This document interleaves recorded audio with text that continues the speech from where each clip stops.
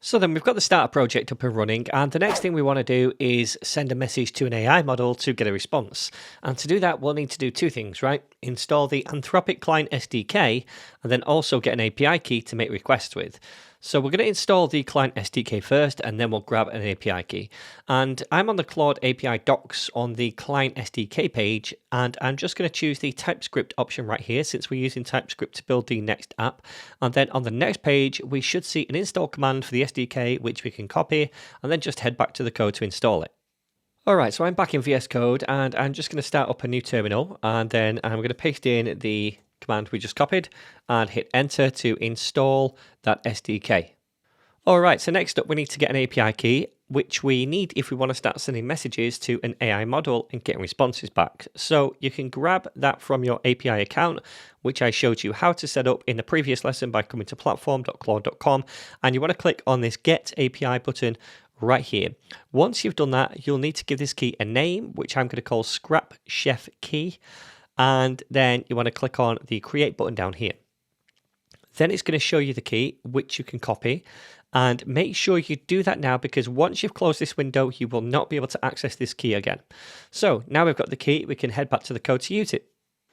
So I already created a .env file in the root of this project to store the key in, and I'm just going to make a new variable now called Anthropic, then underscore API underscore key. And I'm going to set that equal to the key that I just copied.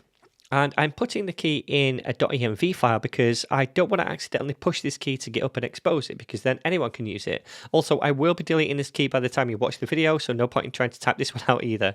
Anyway, I'm going to save this file now and then open up the generate recipe API route file so that we can use this key along with the Anthropic SDK that we installed to start sending messages to an AI model.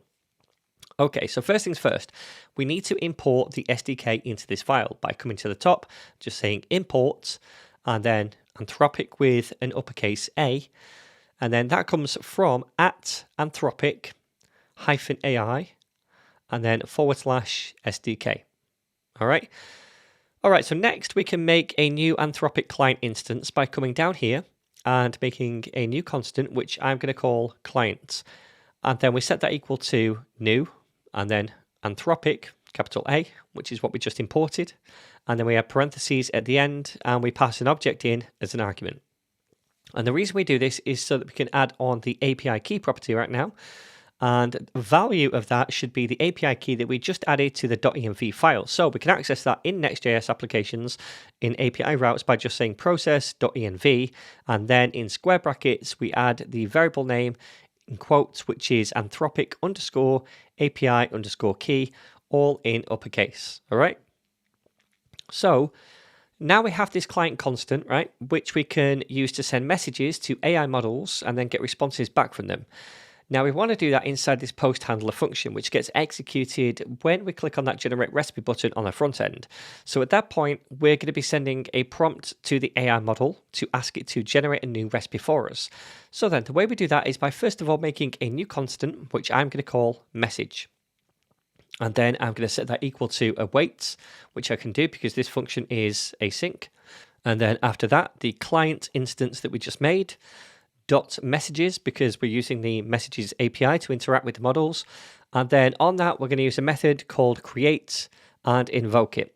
So this method is for making a new message, sending it to a model, and as an argument, we pass an object, which we can then use to customize the message properties.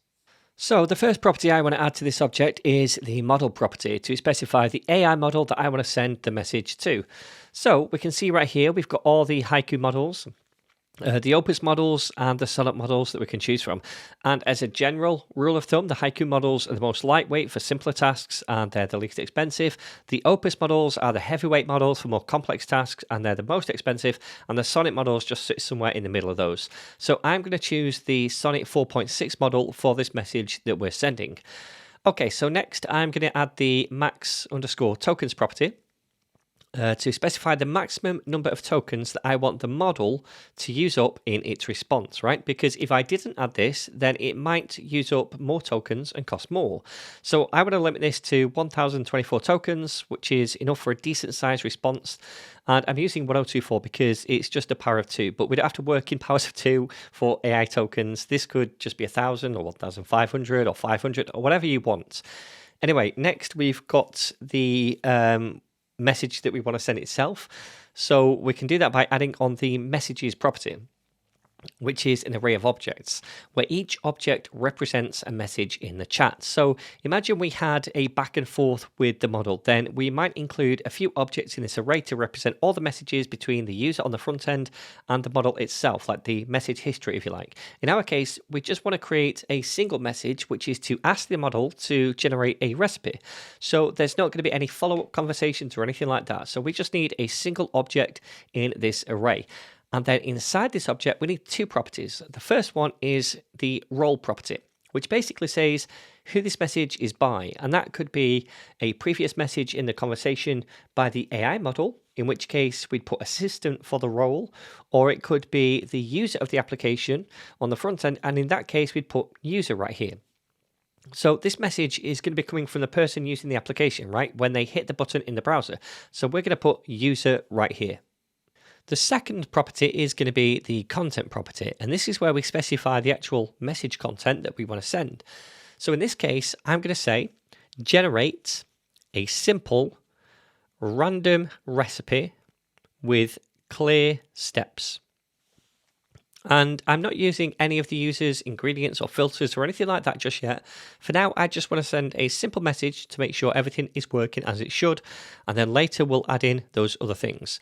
Okay, so now we've created this message, and when this code is executed, this create method actually sends this message to the Anthropic server so that an AI model can then respond to it. And when we get that response back, it's stored inside this message constant right here on a content property.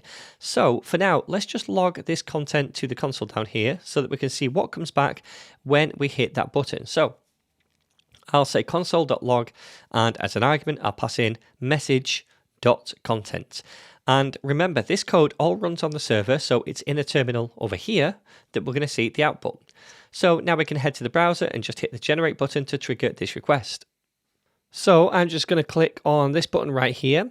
And when we do that, we should see this loaded because currently we're sending a request off in the background. And hopefully when it comes back, we're going to see that recipe then in the console, in the terminal. All right, so now in the terminal, we can see the response, and the value of this content property that we just logged is actually an array with objects inside it. And these objects are referred to as content blocks. Now, in this content block we got back, we can see the type property is text, meaning the type of this content we got is a text response from the model. But also in responses, we could get things like tool use for the type, when the model uses a tool, or thinking, I think, for when the model is doing some thinking. And all those content blocks would go into this content array. Now, in our case, we'd just be interested in the block with a type of text, right? Which we can extract from the array by saying const block. And then we're going to set that equal to message.content. And then on that, I'm going to use the find method to find the first content block with a type of text. So we can pass in the callback function to do this, where we get access to each block. And then we want to return the block where the type is text. So we'll say block.type is equal to text. And this right here now gets us the first content block with a type of text in this array that we get back. Okay, so we have the block that we need. And now we can update the response down here to be the actual text of this block, because remember, we have a text property which includes the text response.